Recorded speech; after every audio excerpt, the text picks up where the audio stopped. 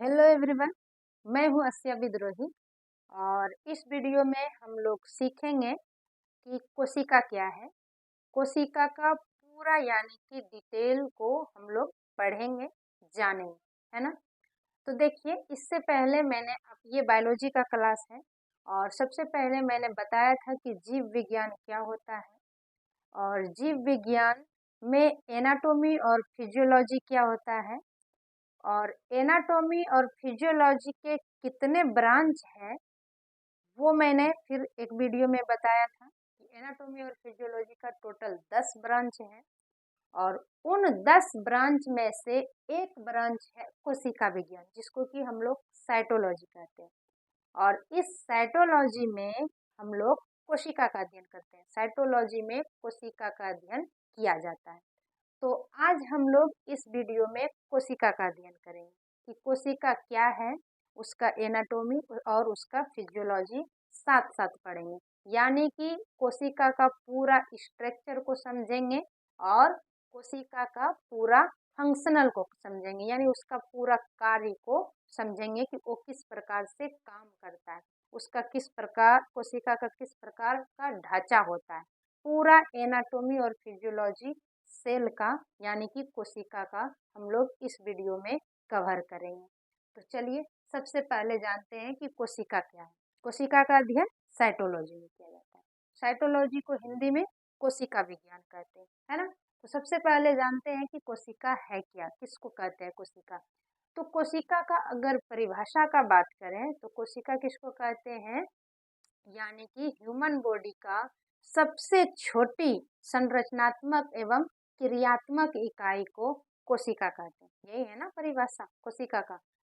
Human body का सबसे छोटी क्रियात्मक एवं संरचनात्मक इकाई को क्या कहते हैं, कोशिका कहते हैं। ये हमारे बॉडी का यानी कि ये जो हमारा शरीर है, ये जो हमारा बॉडी है, इस बॉडी का सबसे छोटी इकाई क्या है, कोशिका है। यानी सबसे छोटी इकाई नहीं है, इससे भी कोशिका के अंदर भी कई सारे अवयव होते हैं, अंग होते हैं, है ना।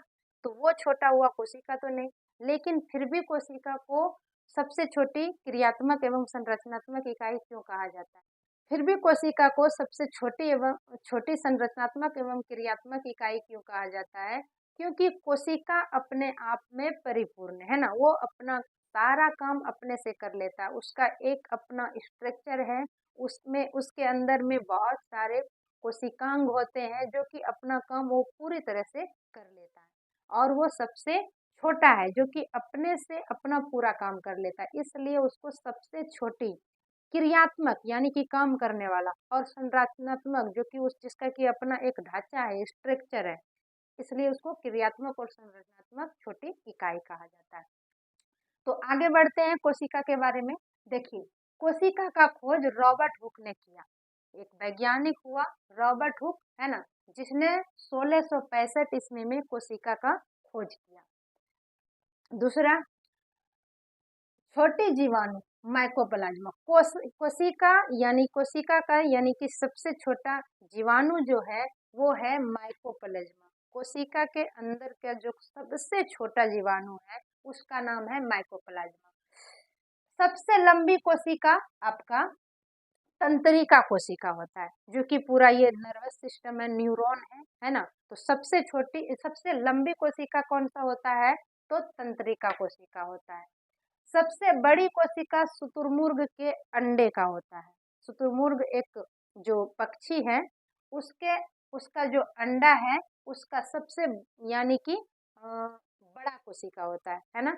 सबसे लंबा तंत्रिका, सबसे छोटा माइकोप्लाज्मा। सबसे लंबा तंत्रिका और सबसे बड़ी शुतुरमुर्ग का। आगे है कोशिका का सिद्धांत। देखिए, अब हम लोग जानेंगे कि कोशिका का सिद्धांत किसने दिया। ये थोड़ा सा कोशिका के बारे में था कि कोशिका सबसे छोटी संरचनात्मक एवं क्रियात्मक इकाई है। उसका खोज रॉबर्ट हुक ने 1665 ईस्वी में किया। तो कोशिका सबसे छोटी कोशिका माइकोप्लाज्मा, सबसे लंबी कोशिका तंत्रिका कोशिका, सबसे बड़ी कोशिका शुतुरमुर्ग के अंडे। अब हम लोग जानेंगे कि कोशिका का सिद्धांत किसने दिया। तो कोशिका का सिद्धांत दो वैज्ञानिक ने दिया, एक है इलाइडेन और दूसरा है स्वान। इलाइडेन और स्वान ये दो वैज्ञानिक हुए जिन्होंने 1838 से 1839 ईस्वी के आसपास यानी कि कोशिका का सिद्धांत दिया। उसने अपने सिद्धांत में क्या बताया उसको जानते हैं। तो कोशिका के सिद्धांत में स्वान और इलाइडेन ने कहा कि प्रत्येक जीव का उत्पत्ति कोशिका से हुआ है। उन्होंने कोशिका के बारे में कहा, यानी कि स्वान वैज्ञानिक ने, कि दुनिया में जितने भी जीव है उसका यानी कि उत्पत्ति एक कोशिका से हुआ। जैसे ये मनुष्य का शरीर है, हमारा शरीर है, हमारे शरीर का भी उत्पत्ति कोशिका से मिलकर ही बना है। कोशिका से मिलकर ऊतक बना, ऊतक से मिलकर के आपका ऑर्गन बना, ऑर्गन से मिलकर के सिस्टम बना, सिस्टम से मिलकर के पूरा बॉडी मिला। तो इसी प्रोसेस में दुनिया का जितना भी जीव है, हड्डी मांस से बना हुआ जीव या फिर पेड़ पौधा, सारे जीव किससे मिलकर के बना है? तो कोशिका से मिलकर बना है।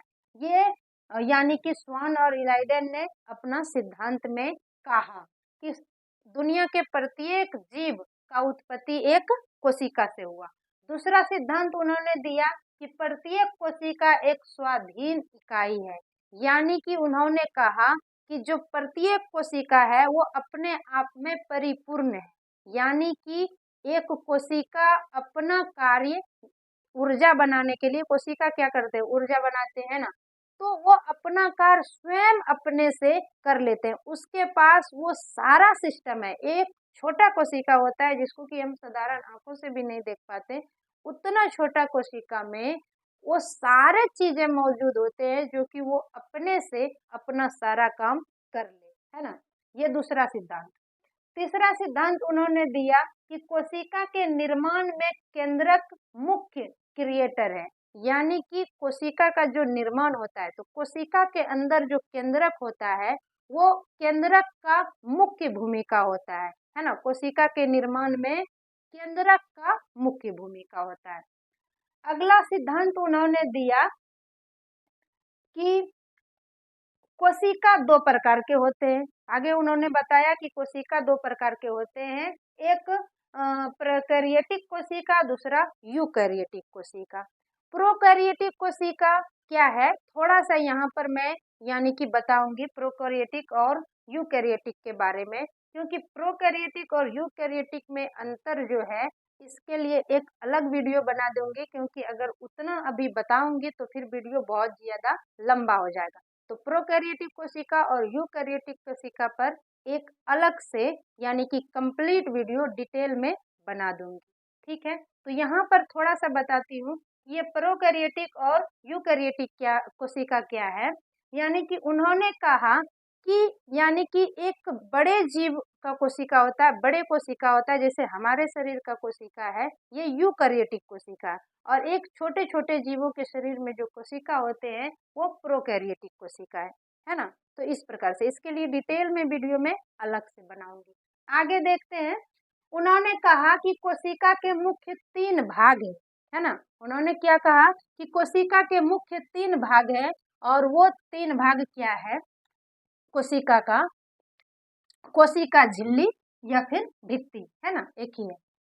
दूसरा है कोशिका द्रव और तीसरा है कोशिका अंगक। ये तीन भाग कोशिका का उन्होंने मुख्य रूप से बताया। तो उससे पहले हम लोग थोड़ा सा कोशिका के बारे में डिटेल से समझ लेते हैं, क्योंकि इस वीडियो में हम कोशिका के बारे में कंप्लीट बता देंगे। बाकी जो यानी कि बड़ा टॉपिक है उसको अलग से कवर करेंगे। तो देखिए, मान लीजिए कि ये एक कोशिका है ना, ये एक कोशिका है, इसके बीच में ये हो गया आपका केंद्रक, ये इसके बीच में हो गया केंद्रक, और ये हो गया छोटा छोटा जीव द्रव, है ना, जीव द्रव, ये छोटा छोटा जीव द्रव हो गया। ये पूरा कंप्लीट कोशिका है ना। देखिए ये कोशिका आपका बन गया। तो इसका उन्होंने तीन मुख्य भाग बताया है ना। कोशिका के मुख्य तीन भाग होते हैं।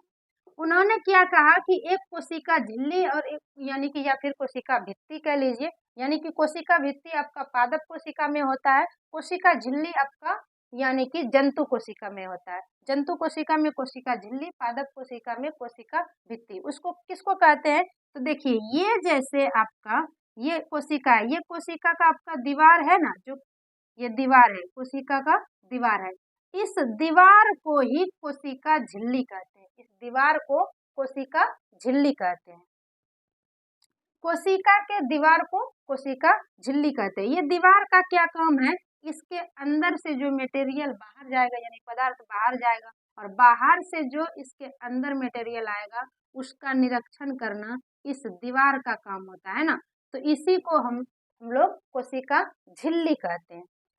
दूसरा क्या है? दूसरा है जीव द्रव। जीव द्रव क्या है? देखिए, ये कोशिका के अंदर बहुत सारे द्रव है ना, झिल्ली नुमा द्रव है, ये जो कि चिपचिपा टाइप का, इसमें बहुत सारे अंग है, कोशिका का अंग है, इसे जीव द्रव कहते हैं।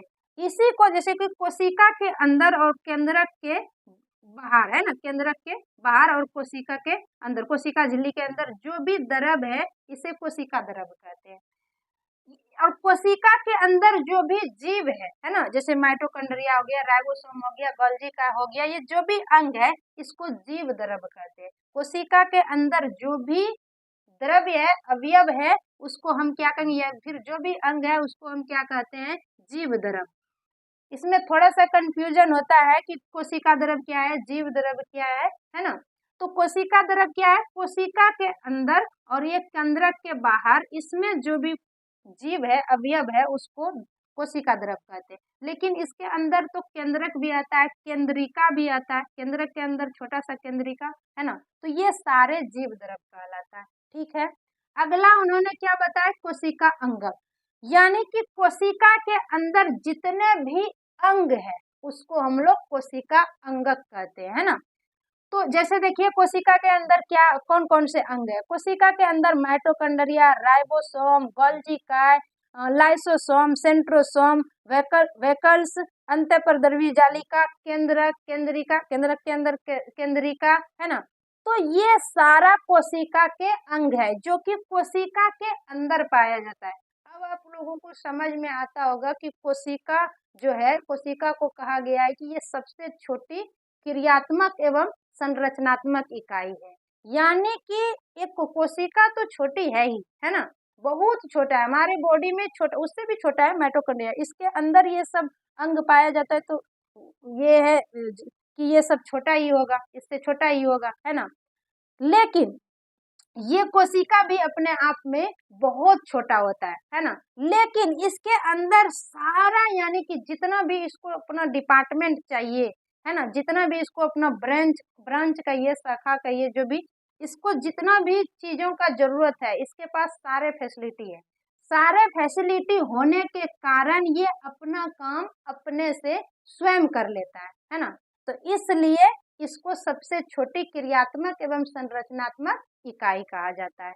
कोशिका अपने आप में, इन सिद्धांत में इन्होंने क्या कहा कि कोशिका, प्रत्येक कोशिका एक स्वाधीन इकाई है। ये अपने आप में, ये कोशिका जो है अपने आप में परिपूर्ण है, अपने आप में स्वाधीन है, ये दूसरे पर निर्भर नहीं है, ये अपने आप में स्वाधीन है। इसीलिए सिद्धांत में वैज्ञानिक ने कहा, और क्या कहा कि प्रत्येक जीव का उत्पत्ति एक कोशिका से, ये कोशिका अपने आप में स्वाधीन है, ये अपना सारा काम कर लेता है ना, यहाँ से ही तो एनर्जी बनता है ना, तो ये अपना काम सारा कर लेता है। तो ये सारे कोशिका मिल करके ऊतक बनाता है, ऊतक फिर मिल करके आपके अंग बनाता है, अंग मिल करके आपके जैसे डाइजेस्टिव सिस्टम है ना, आपका श्वसन तंत्र है, आपका रिप्रोडक्टिव सिस्टम है, इस तरह से बहुत सारे सिस्टम का निर्माण करता है। वो सारा सिस्टम जब मिल करके काम करता है तो ये हमारा बॉडी है ना। तो इस प्रकार से, और उन्होंने सिद्धांत में क्या कहा कि कोशिका के निर्माण में केंद्रक मुख्य क्रियाटक है। ये जो कोशिका का निर्माण होता है तो इसमें जो ये केंद्रक है, सबसे यानी कि जरूरी चीज जो है वो केंद्रक है, क्योंकि केंद्रक के अंदर ही गुणसूत्र पाया जाता है, आरएनए पाया जाता है, डीएनए पाया जाता है। कहाँ पर? केंद्रक के अंदर, है ना। अभी तो ये आप लोग कोशिका को देख रहे हैं कि ये कोशिका है, और कोशिका के अंदर इतने सारे, इससे भी ज्यादा, मैंने तो सारा लिखा भी नहीं है, इससे भी ज्यादा अंग इसके अंदर है ना। और इस ये जो एक अंग आप केंद्रक देख रहे हैं, ये भी एक अंग है, इसके अंदर भी बहुत सारे केंद्रक द्रव है। ये तीन चीजें आप लोगों को देखने को मिलेगा जो कि आप लोगों को कंफ्यूज करेगा। एक जीव द्रव, जीव द्रव क्या है? कोशिका के अंदर जो भी अवयव है ना, जो भी अंगक है या अंग है, वो सारा जीव द्रव कहलाएगा। अब ये कोशिका द्रव क्या है? कोशिका द्रव, कोशिका द्रव क्या है? कोशिका के झिल्ली के अंदर और केंद्रक के बाहर, इसमें ये जितने अंग है, इसके अंदर जितने सारे द्रव है, वो सारा आपका क्या कहलाता है? कोशिका द्रव।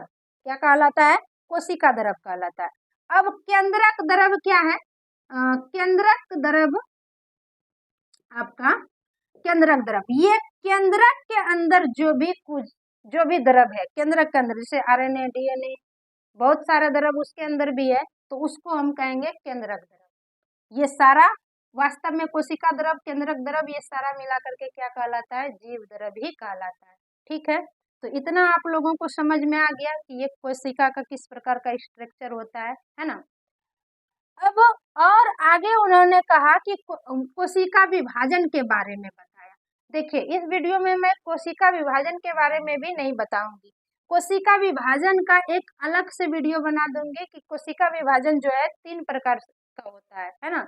एक यानी कि अर्धसूत्री विभाजन, समसूत्री विभाजन और असूत्री विभाजन, ये 3 प्रकार का कोशिका विभाजन होता है।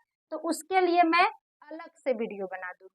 ठीक है, बाकी अब रहा ये यानी कि कोशिका अंगक, है ना, ये सारे कोशिका अंगक हैं।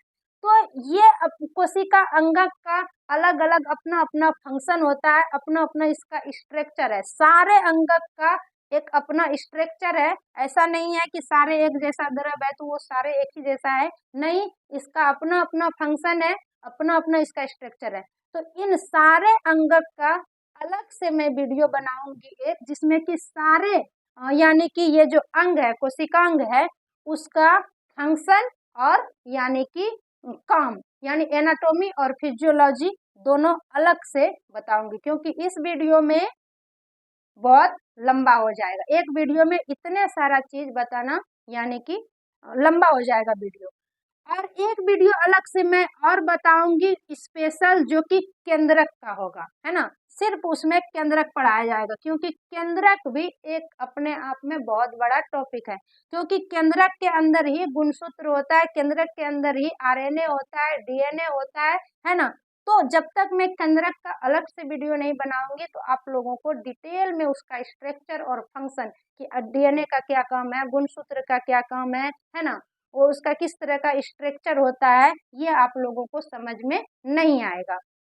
तो इस वीडियो में इतना ही, फिर यानी कि और अलग अलग यानी कि 3-4 वीडियो बना करके पूरा यानी कि कोशिका विज्ञान को, साइटोलॉजी को हम लोग यानी कि कवर करेंगे 3-4 वीडियो में। और ये वीडियो अगर आप लोगों को अच्छा लगा हो तो आप लोग वीडियो को यानी कि लाइक करें, चैनल को सब्सक्राइब करें और अगले वीडियो का इंतजार करें बस।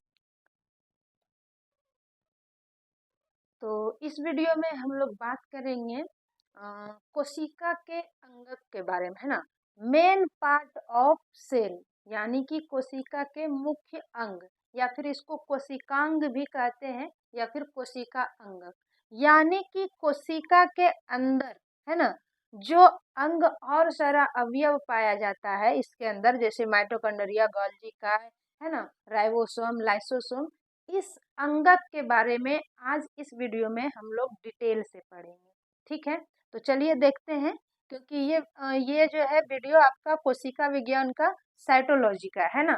साइटोलॉजी में कोशिका क्या है, इसका वीडियो पहले आ चुका है। इस वीडियो में इस कोशिका के अंदर कौन कौन से द्रव पाए जाते हैं उसके बारे में सीखेंगे।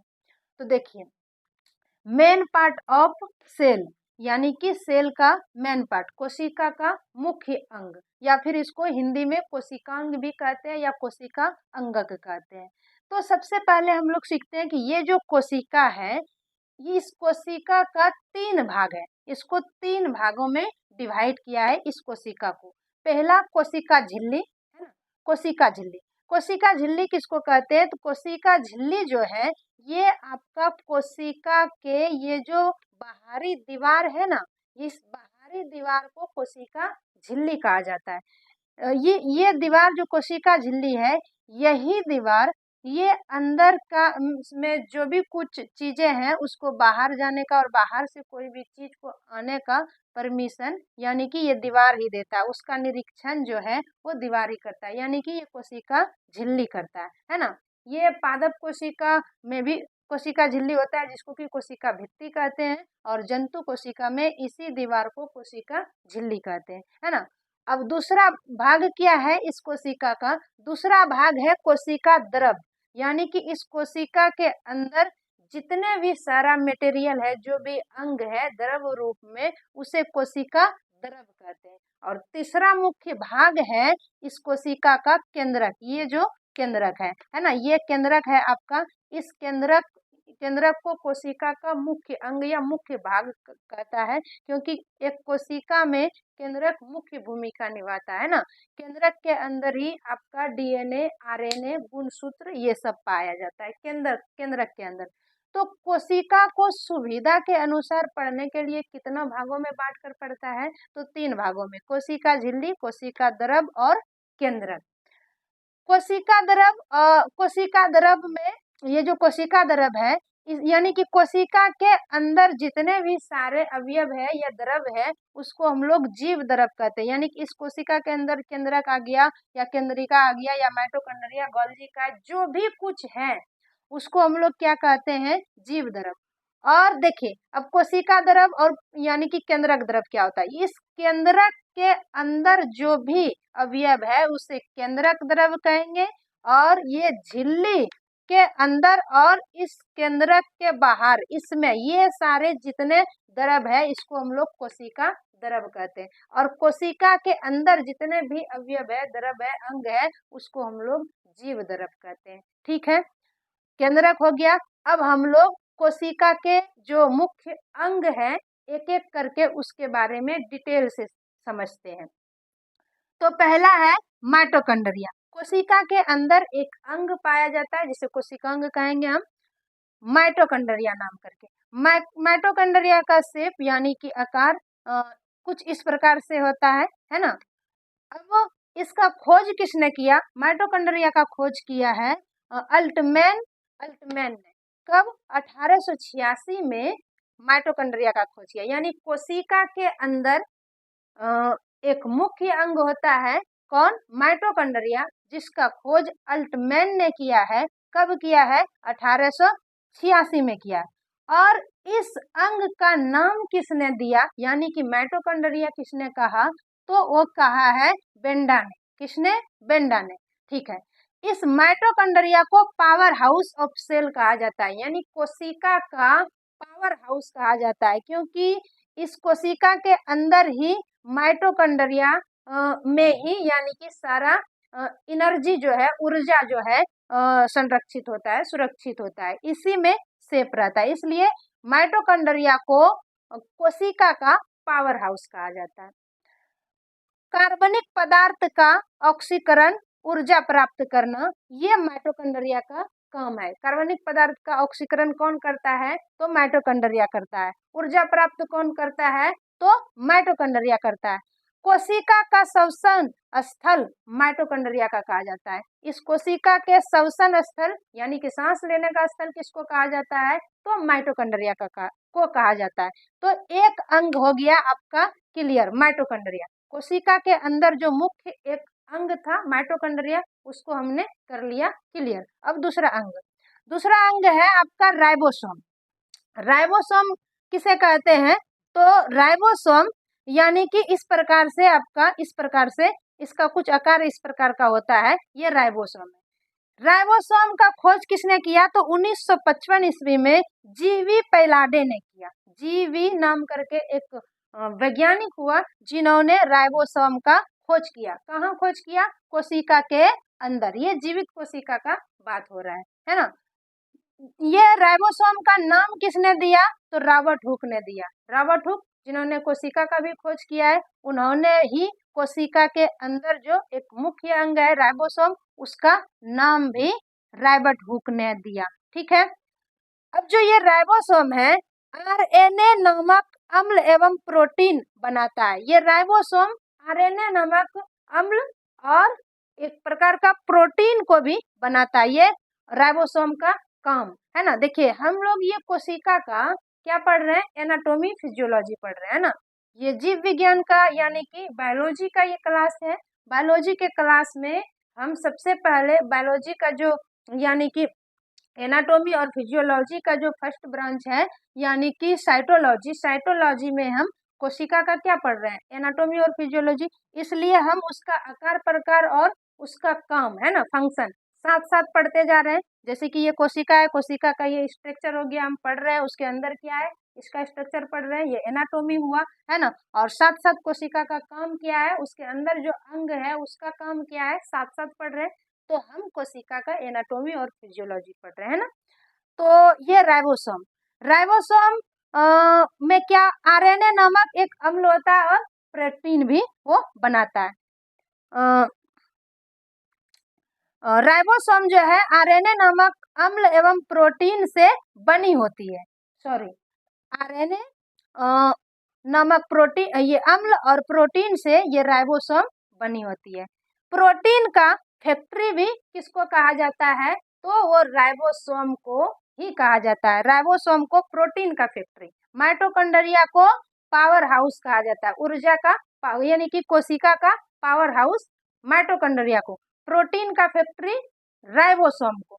तो आपका ये मुख्य दो अंग हो गया क्लियर। अब हम लोग चलते हैं तीसरा अंग पे, कोई और अंग, है ना। देखिए अब है लाइसोसोम। लाइसोसोम कुछ इस प्रकार से इसका स्ट्रक्चर होता है ना। तो लाइसोसोम का खोज किसने किया, तो डी डुवे ने। किसने किया, डी डुवे ने लाइसोसोम का खोज किया। लाइसोसोम का काम क्या है, तो लाइसोसोम का काम है भक्षण एवं पाचन। यानी कि ये जो लाइसोसोम है, लाइसोसोम यानी कोशिका के अंदर अगर कोई किसी भी प्रकार का बैक्टीरिया है ना, जीवाणु विषाणु कुछ भी आ जाए, वायरस आ जाए इसके अंदर, तो वो लाइसोसोम क्या करता है, वो एक प्रकार का एसिड छोड़ करके उसको क्या करता है, मार देता है ना। उस जीवाणु विषाणु या वायरस को क्या करता है, लाइसोसोम मार देता है ना। तो इसीलिए लाइसोसोम का क्या काम है, भक्षण और पाचन, है ना। वो भक्षण कर लेता है बाहरी चीजों का, खतरनाक चीजों का वो क्या करता है, भक्षण कर लेता है। कौन, लाइसोसोम। लाइसोसोम यानी 24 प्रकार के एंजाइम छोड़ता है। ये कुल 24 प्रकार का एंजाइम लाइसोसोम छोड़ता है अपने से, है ना। कभी कभी लाइसोसोम तो अपने आप में फट जाता है, जिससे कि ये पूरा पूरा के पूरा कोशिका ही गायब हो जाता है, खत्म हो जाता है ना, जब अपने आप को वो लाइसोसोम यानी कि फट जाता है वो, तो क्योंकि उसमें 24 प्रकार के एंजाइम होता है, जिससे कि पूरा कोशिका आपका खत्म हो जाता है ना। इसको आत्मघाती थैली भी कहा जाता है, इसीलिए इसको आत्मघाती थैली कहा जाता है लाइसोसोम को। क्यों, क्योंकि जब कभी यानी कि इस कोशिका के अंदर किसी भी प्रकार का खतरा मंडराता है, तो लाइसोसोम क्या करता है, उस वो अपने आप यानी कि अपने आप वो फट जाता है, यानी कि उसके अंदर जो 24 प्रकार का एंजाइम है वो फट करके बाहर आ जाता है, जिससे वो पूरा कोशिका समेत यानी कि वो क्या हो जाता है, खत्म हो जाता है, नष्ट हो जाता है। उसके अंदर जो भी वायरस आया है, जीवाणु विषाणु, वो सब के सब नष्ट हो जाता है, जो भी बीमारी, है ना। और तो ये हो गया आपका लाइसोसोम। लाइसोसोम का काम खोज किया है डी डुवे ने, काम है उसका भक्षण एवं पाचन, और उसमें 24 प्रकार का एंजाइम पाया जाता है, और इसे आत्मघाती थैली कहा जाता है। माइटोकॉन्ड्रिया को क्या कहा जाता है, कोशिका का पावर हाउस, और आपका राइबोसोम को क्या कहा जाता है, प्रोटीन का फैक्ट्री, और लाइसोसोम को क्या कहा जाता है, आत्मघाती थैली। ठीक है, आगे बढ़ते हैं। अब है सेंट्रोसोम। सेंट्रोसोम क्या है, सेंट्रोसोम आपका इसका खोज किसने किया है, सेंट्रोसोम का खोज किया है बेबोरी ने। किसने, उसके एक वैज्ञानिक हुआ बेबोरी नाम का, जिन्होंने सेंट्रोसोम का खोज किया। कहाँ पर किया, तो कोशिका के अंदर किया, है ना। ये समसूत्री विभाजन में यानी कि ध्रुव का निर्माण करता है। ये जो सेंट्रोसोम है, यही सेंट्रोसोम जब कोशिका का समसूत्री, कोशिका 3 प्रकार का विभाजन होता है ना। कोशिका विभाजन में कोशिका 3 प्रकार का, समसूत्री विभाजन, अर्धसूत्री विभाजन और असूत्री विभाजन, 3 प्रकार का विभाजन होता है। तो समसूत्री विभाजन के समय यही यानी कि सेंट्रोसोम क्या करता है, ध्रुव का निर्माण करता है। जब हम लोग यानी कि कोशिका विभाजन पढ़ेंगे तब वहां पर हम लोग डिटेल में पढ़ेंगे कि समसूत्री विभाजन क्या है, अर्धसूत्री विभाजन क्या है और असूत्री विभाजन क्या है ना। यहाँ पर इतना ही। तो ये समसूत्री विभाजन में ध्रुव का निर्माण करता है। ये हो गया आपका सेंट्रोसोम। अब अगला अंग है आपका गोल्जी बॉडी। गोल्जी बॉडी को गोल्जी काय भी कहते हैं, है ना। तो इसका खोज किसने किया? कैमिलो गोल्जी ने। कैमिलो गोल्जी ने गोल्जी बॉडी का या गोल्जी काय का खोज किया। ठीक है। इसको यातायात प्रबंधक कहा जाता है। यातायात प्रबंधक क्यों कहा जाता है? क्योंकि ये जो है आपका मालगाड़ी का काम करता है। मालगाड़ी का मतलब ये है कि ये कोशिका यानी कि ये जो गोल्जी का है, गोल्जी का एक जगह से दूसरे जगह यानी कि कुछ चीजों को उठा करके ले जाता है, एक जगह से दूसरे जगह वो पहुंचाता है। वो यातायात का काम करता है। वो प्रबंधक है, वो परिवहन का काम करता है। क्या करता है? परिवहन का काम करता है। पूरे कोशिका के अंदर वो परिवहन का काम करता है। एक जगह से दूसरे जगह अगर कोई भी यानी कि अवयव को ले जाना पड़ता है वहां पर, तो वो गोल्जी काय ये काम करता है। इसलिए उसको यातायात प्रबंधक भी कहा जाता है। कोशिका भित्ति और लाइसोसोम का निर्माण कौन करता है? तो गोल्जी काय ही करता है। गोल्जी काय कोशिका भित्ति और लाइसोसोम का निर्माण करता है। केंद्रक ये मुख्य यानी कि अंग है। कोशिका का मुख्य अंग आपका केंद्रक है। ये जो पूरा कोशिका है इसका मुख्य अंग आपका केंद्रक ही होता है ना, केंद्रक होता है। क्योंकि इसके अंदर ही आपका 23 यानी कि गुणसूत्र, मनुष्य में 23 जोड़ा, अलग अलग जीव में अलग अलग यानी कि गुणसूत्र होता है। मनुष्य में 23 जोड़े गुणसूत्र होते हैं ना, 23 जोड़े, तो इसी के अंदर होता है। आरएनए कहाँ पाया जाता है? तो इसी केंद्रक के अंदर। डीएनए कहाँ पाया जाता है? तो इसी केंद्रक के अंदर, है ना। तो देखिए अब हम लोग केंद्रक के बारे में जानेंगे। केंद्रक सेल का प्रमुख अंग यानी कि प्रबंधक कौन है? केंद्रक है। यानी इस पूरे कोशिका में सबसे मेन भूमिका किसका होता है? केंद्रक का होता है। मुख्य भूमिका केंद्रक का होता है और इसे प्रबंधक भी कहा जाता है। प्रबंधक मतलब इस प्रकार होता है ना, यानी कि थाना प्रबंधक, है ना। यानी कि पूरा यानी कि कोशिका का निगरानी भी इस केंद्रक के थ्रू होता है ना। सारे अंग का जितना भी कोशिका के अंदर है। तो गुणसूत्र डीएनए आरएनए किसके अंदर पाया जाता है? तो कोशिका के अंदर पाया जाता है। गुणसूत्र जो है ये मनुष्य में 23 जोड़े होते हैं, है ना। और डीएनए जो है ये क्या करता है? डीएनए का क्या काम है? ये डीएनए का काम है अनुवांशिकी यानी कि पीढ़ी दर पीढ़ी जो है वो अनुवांशिकी गुण को आगे बढ़ाना, है ना। तो वो कहाँ पर होता है? डीएनए में ही होता है। और आरएनए का क्या काम होता है? वो आरएनए प्रोटीन का संश्लेषण करता है। क्या करता है? प्रोटीन का संश्लेषण करता है। तो ये आपका हो गया केंद्रक क्लियर। अब कुछ और थोड़ा सा चीजें इसमें बचे हैं जो कि उसको भी हम लोग कवर कर लेंगे। अब कुछ चीज है जैसे कि जीव द्रव। जीव द्रव का हम पहले भी बताए, थोड़ा सा और बता देते हैं। जीव द्रव किसको कहते हैं? कोशिका के अंदर जितने भी यानी कि मुख्य अंगक है यानी अंग है, कोशिकांग है या जो भी कुछ उसके अंदर है, जितने भी द्रव है ना, तो उनको हम क्या कहते हैं? जीव द्रव कहते हैं। तो जीव द्रव का खोज किसने किया? तो पुरकेंजे ने किया। कब किया? 1849 में, 1839 में, सॉरी 1839 में जीव द्रव का खोज पुरकंजे ने किया। ये तरल गाढ़ा रंगहीन लसलसा पदार्थ होता है। ये जो कोशिका है, इस कोशिका के अंदर में जो भी ये जीव द्रव है ये थोड़ा गाढ़ा टाइप का, चिपचिपा टाइप का द्रव होता है ना, चिपचिपा टाइप का। दो भाग यानी कि कोशिका द्रव और केंद्रक द्रव, जो कि हम पहले बता चुके हैं। ये इसको दो भाग, ये कोशिका के अंदर जो जीव द्रव है उसको दो भागों में बांट दिया गया। एक कोशिका द्रव, है ना, ये हो गया आपका कोशिका द्रव। और ये केंद्रक के अंदर जो भी है, केंद्रक और केंद्रिका के बीच में, वो कहलाएगा आपका केंद्रक द्रव। यानी कि ये कोशिका झिल्ली के अंदर और केंद्रक झिल्ली से बाहर ये जितने द्रव है इसको हम लोग कहेंगे कोशिका द्रव। क्या कहेंगे?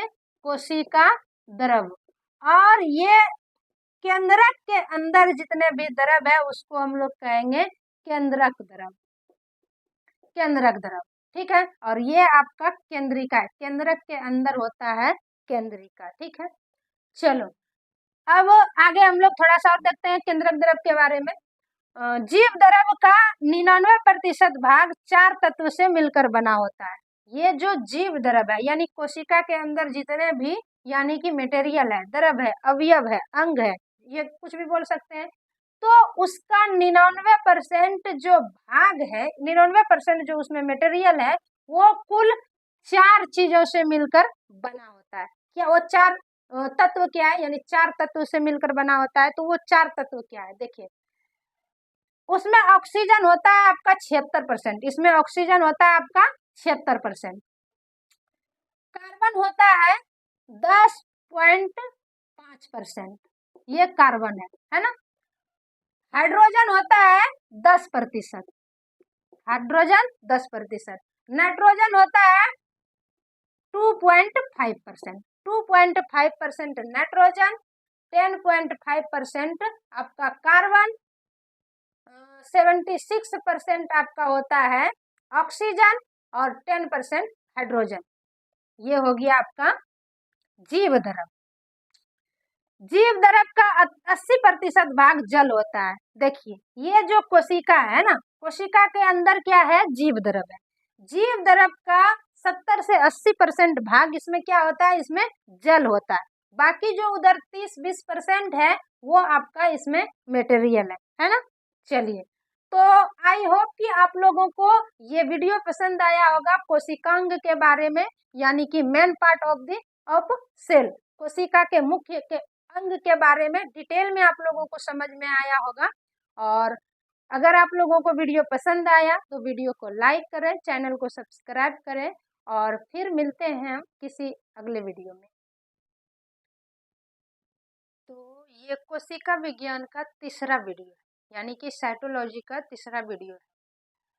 इससे पहले कोशिका विज्ञान का 2 वीडियो आ चुका है, जिसमें पहला वीडियो है आपका कोशिका क्या है, और दूसरा वीडियो आपका है यानी कि कोशिकांग क्या है, यानी कि कोशिका के मुख्य अंग, जैसे माइटोकॉन्ड्रिया, गोल्गी, राइबोसोम, लाइसोसोम है ना, उसे कोशिकांग कहते हैं। कोशिकांग क्या है, कोशिका के मुख्य अंग। ये तीसरा वीडियो है, इसमें हम लोग सीखेंगे प्रोकैरियोटिक कोशिका क्या है और यूकैरियोटिक, यानी कि कोशिका के 2 प्रकार, प्रोकैरियोटिक कोशिका और यूकैरियोटिक कोशिका। तो इसमें हम लोग अंतर को जानेंगे पूरा डिटेल में कि प्रोकैरियोटिक कोशिका क्या होता है और यूकैरियोटिक कोशिका क्या होता है। दोनों कोशिका ही है ना।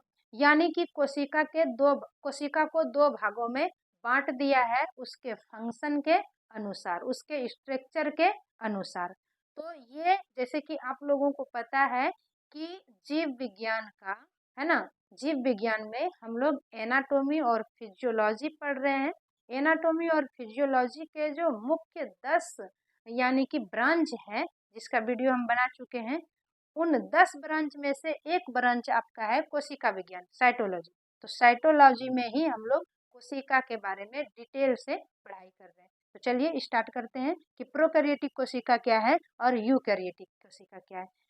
हमने दोनों का मुख्य यानी कि जो उसका काम है, यानी कि उसको अलग अलग करके उसके प्रोकैरियोटिक और यूकैरियोटिक में अंतर लिखा है।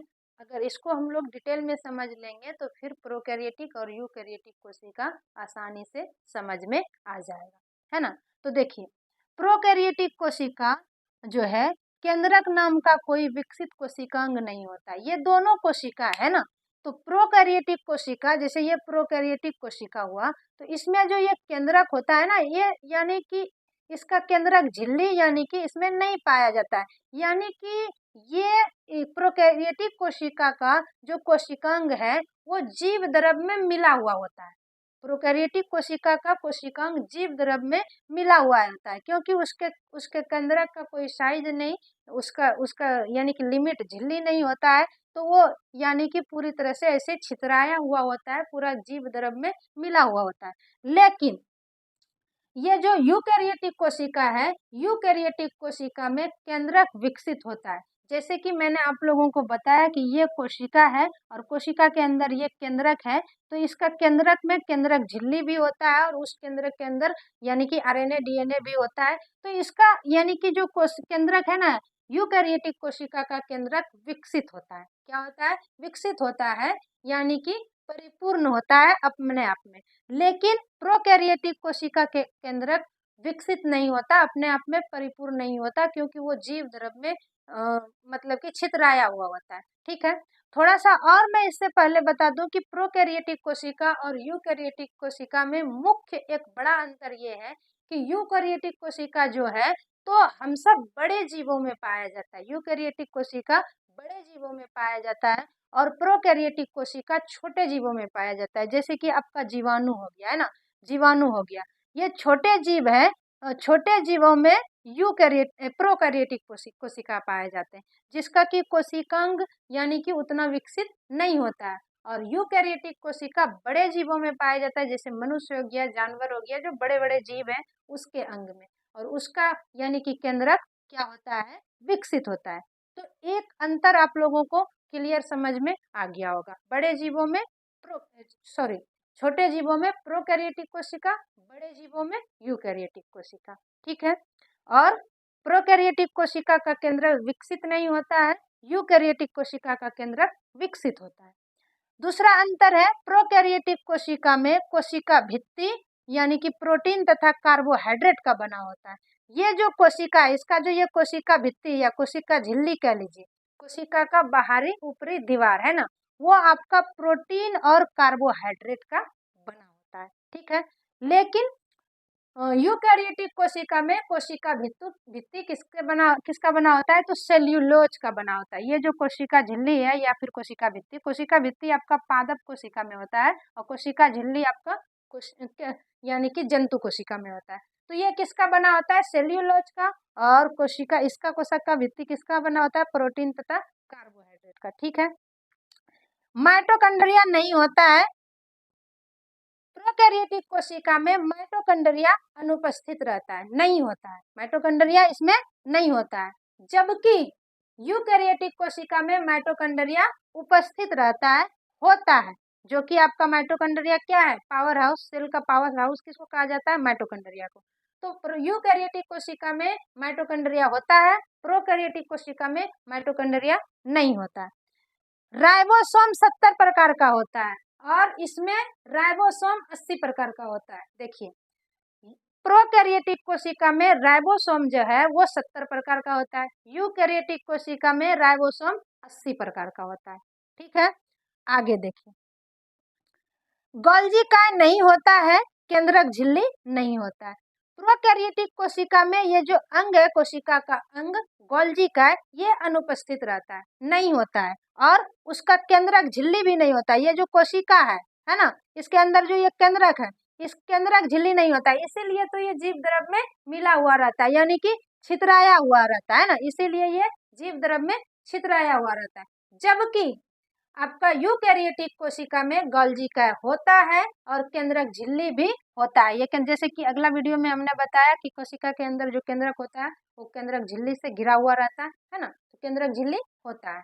एक ये मुख्य बड़ा अंतर हो गया। अब आगे देखिए, प्रोकैरियोटिक कोशिका में लाइसोसोम नहीं होता है और डीएनए एकल सूत्र में होता है, यानी कि प्रोकैरियोटिक कोशिका में आपका ये जो कोशिका का अंग है लाइसोसोम अनुपस्थित रहता है, लाइसोसोम नहीं होता है और इसमें डीएनए एकल सूत्र में बंधा होता है। जबकि आपका यूकैरियोटिक कोशिका में लाइसोसोम होता है, यहाँ लाइसोसोम उपस्थित रहता है और पूर्ण विकसित दोहरे सूत्र में होता है और पूरी तरह से डीएनए क्या होता है, विकसित होता है। किसमें, यूकैरियोटिक कोशिका। बड़े जीवों के शरीर में यूकैरियोटिक कोशिका होता है और छोटे छोटे जो जीवाणु हैं उसके शरीर में प्रोकैरियोटिक कोशिका होता है ना, तो इसलिए इसमें डीएनए भी विकसित होता है, लाइसोसोम भी होता है। आगे है श्वसन प्लाज्मा भित्ति द्वारा होता है। प्रोकैरियोटिक कोशिका में जो श्वसन होता है वो प्लाज्मा भित्ति द्वारा होता है, जबकि आपका ये यूकैरियोटिक कोशिका में माइटोकॉन्ड्रिया द्वारा आता है। श्वसन किसके द्वारा होता है, यूकैरियोटिक कोशिका में, तो माइटोकॉन्ड्रिया द्वारा। प्रोकैरियोटिक कोशिका में किसके द्वारा, प्लाज्मा झिल्ली द्वारा। ठीक है, आगे देखिए, अब है यानी कि लिंग प्रजनन नहीं होता है। प्रोकैरियोटिक कोशिका में लिंग प्रजनन नहीं होता है, जबकि यूकैरियोटिक कोशिका में लिंग प्रजनन होता है और प्रोकैरियोटिक कोशिका अर्धसूत्री विभाजन करता है। अभी मैंने अर्धसूत्री, समसूत्री और सूत्री विभाजन, ये जो कोशिका विभाजन है इसको मैंने नहीं पढ़ाया है, इसका भी एक अलग से मैं वीडियो बना दूंगी। तो प्रोकैरियोटिक कोशिका में अर्धसूत्री विभाजन होता है और यूकैरियोटिक कोशिका में समसूत्री विभाजन होता है। तो ये मुख्य रूप से यानी कि प्रोकैरियोटिक और यूकैरियोटिक कोशिका में अंतर है, यानी कि कोशिका का ही ये प्रकार है। छोटे जीवों में प्रोकैरियोटिक, बड़े जीवों में यूकैरियोटिक कोशिका होता है। और प्रोकैरियोटिक कोशिका जो है उतना विकसित नहीं होता है क्योंकि वो जीवाणु यानी कि छोटे छोटे सूक्ष्म जीवों के शरीर में होता है प्रोकैरियोटिक कोशिका, और हम जैसे विकसित जीव बड़े जीवों के शरीर में यूकैरियोटिक कोशिका होता है। तो यूकैरियोटिक कोशिका में सारा जो कोशिकांग है, कोशिका का अंग है, वो सारा विकसित होता है, जबकि प्रोकैरियोटिक जो कोशिका है उसमें जो कोशिकांग होता है वो पूर्ण रूप से विकसित नहीं होता है। दूसरी, उसमें सारा कोशिकांग पाया भी नहीं जाता है, जितना यानी कि यूकैरियोटिक कोशिका में कोशिकांग पाया जाता है, जैसे माइटोकॉन्ड्रिया, लाइसोसोम, है ना, गोल्जी काय, ये सब यानी कि प्रोकैरियोटिक में अनुपस्थित रहता है, जबकि यूकैरियोटिक में ये सब पूरा यानी कि विकसित होता है और पूरी तरह से काम भी करता है। प्रोकैरियोटिक कोशिका का जो केंद्रक है ना, मुख्य अंग, कोई भी कोशिका का मुख्य अंग केंद्रक होता है। प्रोकैरियोटिक कोशिका में वो भी जीव द्रव में मिला हुआ होता है, क्योंकि केंद्रक का जो केंद्रक झिल्ली है वो केंद्रक झिल्ली विकसित उसमें नहीं होता, वो पूरी तरह से जीव द्रव में यानी कि छितराया हुआ होता है, मिला हुआ रहता है ना। जबकि यूकैरियोटिक कोशिका में केंद्रक पूरी तरह से विकसित होता है। तो ये प्रोकैरियोटिक और यूकैरियोटिक कोशिका में कुछ अंतर था, और प्रोकैरियोटिक यूकैरियोटिक कोशिका क्या है, आई होप कि आप लोगों को समझ में आया होगा। अगर वीडियो पसंद आता है तो वीडियो को लाइक करें और चैनल को सब्सक्राइब करें और इंतजार करें किसी अगले वीडियो का। मिलते हैं किसी अगले वीडियो में, आज के लिए इतना ही।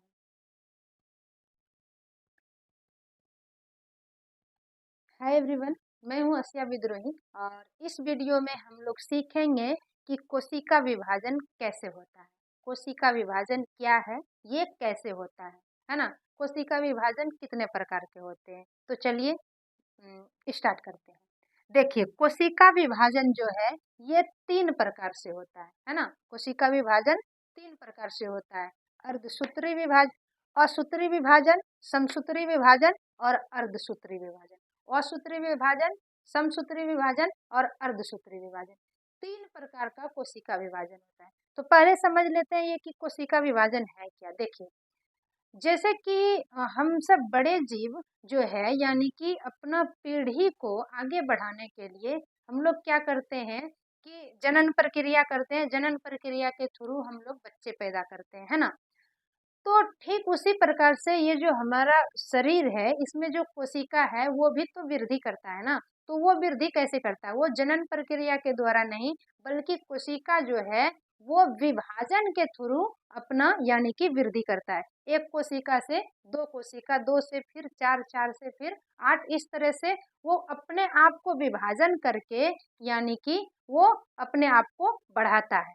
तो ये आपका कोशिका विभाजन है, यानी कि कोशिका बढ़ना। जैसे मान लीजिए कि एक अंडाणु कोशिका होता है और एक शुक्राणु भी कोशिका होता है।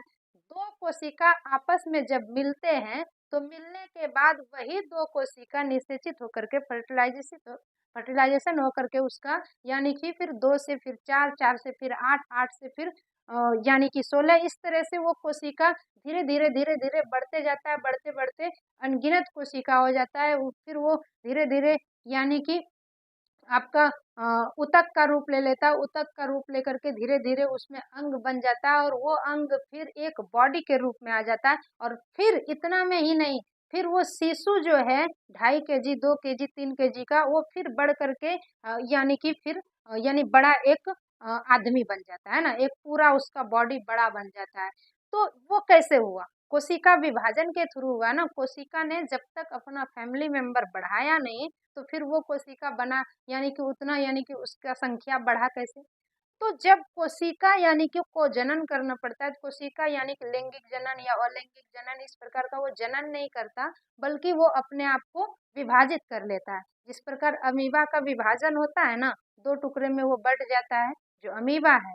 अमीबा यानी कि जनन प्रक्रिया द्वारा लैंगिक और लैंगिक जनन नहीं करता, बल्कि वो अपने आप को 2 भागों में तोड़ देता है। ठीक उसी प्रकार से कोशिका भी क्या होता है, कोशिका का भी विभाजन होता है। तो ये विभाजन आपका 3 प्रकार का होता है ना। एक असूत्री विभाजन, समसूत्री विभाजन और अर्धसूत्री विभाजन। तो 3 प्रकार का कोशिका विभाजन है। आइए हम लोग डिटेल में तीनों प्रकार के कोशिका विभाजन को समझते हैं। तो सबसे पहले आपका है असूत्री विभाजन। असूत्री विभाजन किसे कहते हैं? तो देखिए, असूत्री विभाजन अविकसित कोशिकाओं में होता है। यानी कि ये जैसे कि जीवाणु हो गया, नील हरित शैवाल हो गया, यीस्ट हो गया, अमीबा हो गया, प्रोटोजोआ हो गया, ये जो छोटे छोटे जीव है जिसको कि हम आंखों से, साधारण आंखों से नहीं देख सकते, जिसको कि हम माइक्रोस्कोप के द्वारा देखते हैं, यानी कि ये अति छोटे सूक्ष्म जीव है। तो इन अति सूक्ष्म छोटे जीवों के यानी कि कोशिका जो है वो असूत्री विभाजन करता है। ये अविकसित कोशिका है, ये विकसित कोशिका नहीं है। ये असूत्री विभाजन द्वारा अपने आप को यानी कि बढ़ाता है। ठीक है। अब दूसरा क्या है? दूसरा है आपका समसूत्री। मेन जो विभाजन है ये समसूत्री और अर्धसूत्री, यानी कि ये असूत्री विभाजन जो हुआ, ये पहला असूत्री विभाजन जो हुआ, ये आपका प्रोकैरियोटिक कोशिका में होता है, छोटे छोटे जीवों के कोशिका में, है ना। अब है यूकैरियोटिक। हम जैसे बड़े जीवों का जो कोशिका है, हम जैसे बड़े जीवों के शरीर का जो कोशिका है वो यानी कि यूकैरियोटिक कोशिका है। तो यूकैरियोटिक कोशिका जो है जितने, वो समसूत्री और अर्धसूत्री विभाजन करता है। 2 प्रकार का विभाजन करता है। कैसे? देखिए, सबसे पहले देखते हैं समसूत्री विभाजन। समसूत्री विभाजन कायिक कोशिकाओं में होता है। ये कायिक कोशिका क्या है? जैसे यहाँ पर बताया कि अविकसित कोशिका, छोटे छोटे यानी कि जीवों का कोशिका है ना, प्रोकैरियोटिक कोशिका, वो आपका असूत्री। समसूत्री कह रहा है कि कायिक कोशिकाओं में होता है। कायिक कोशिका मतलब ये जैसे हमारा बॉडी है, ये हमारा काया है, शरीर, बॉडी को ही काया बोला जाता है ना। तो ये जो हमारा काया है, हमारा जैसे कि ये मांस बनता है, हमारे पूरे बॉडी में जो मांस बनता है, जो ऊतक है हमारे पूरे बॉडी में, अंग को बनाने के लिए ऊतक जो बनता है, तो वो कोशिका का ही विभाजन होकर के कोशिका बढ़ता है और फिर जाकर के ऊतक बनता है, और ऊतक से हमारा अंग, और अंग से हमारा पूरा बॉडी। तो ये काया को, ये कायिक कोशिका में समसूत्री विभाजन होता है। ये काया वाला, काया मतलब बॉडी, है ना। जबकि अर्धसूत्री विभाजन जो है, अर्धसूत्री विभाजन जनन कोशिका में होता है। तो ये जनन कोशिका क्या है?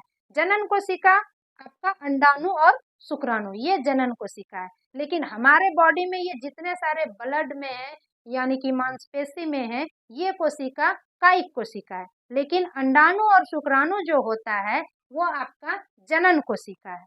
तो जनन कोशिका क्या करता है? अर्धसूत्री विभाजन।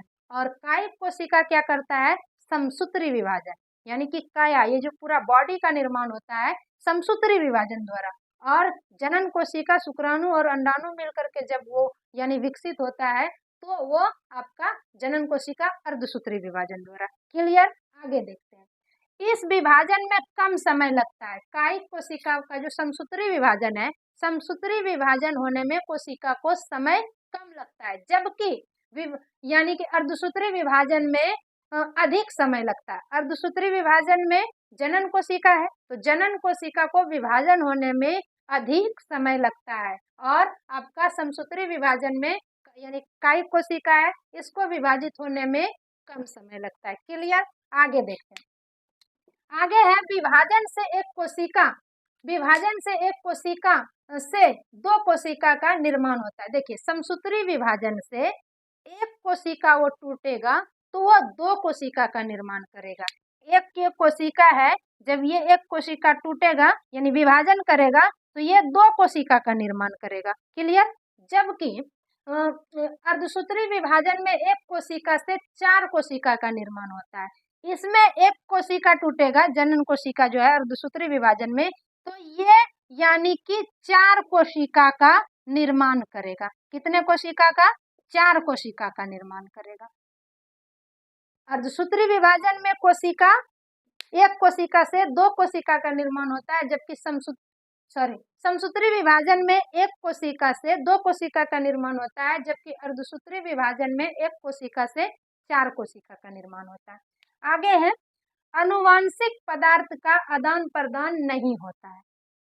समसूत्री विभाजन में जो अनुवांशिक पदार्थ है, अनुवांशिक जो गुण होता है, जो पीढ़ी दर पीढ़ी एक पीढ़ी से दूसरे पीढ़ी में स्थानांतरित होता है, वो यानी कि उसका आदान प्रदान समसूत्री विभाजन में नहीं होता है। जबकि अर्धसूत्री विभाजन में अनुवांशिक पदार्थ का आदान प्रदान होता है, क्योंकि ये अर्धसूत्री विभाजन है, इसमें जनन कोशिका विभाजन करता है, तो इसमें अलग अलग दो कोशिका, अलग अलग अनुवांशिक यानी कि डीएनए का दो कोशिका मिलता है, तो इसलिए उसे अपना डीएनए जो है, अनुवांशिक गुण जो है, वो आदान प्रदान करना पड़ता है। जबकि समसूत्री विभाजन में क्या होता है कि ये हमारा बॉडी है, हमारा ही बॉडी का कोशिका विभाजित होकर के हमारा ही बॉडी का निर्माण करेगा ना।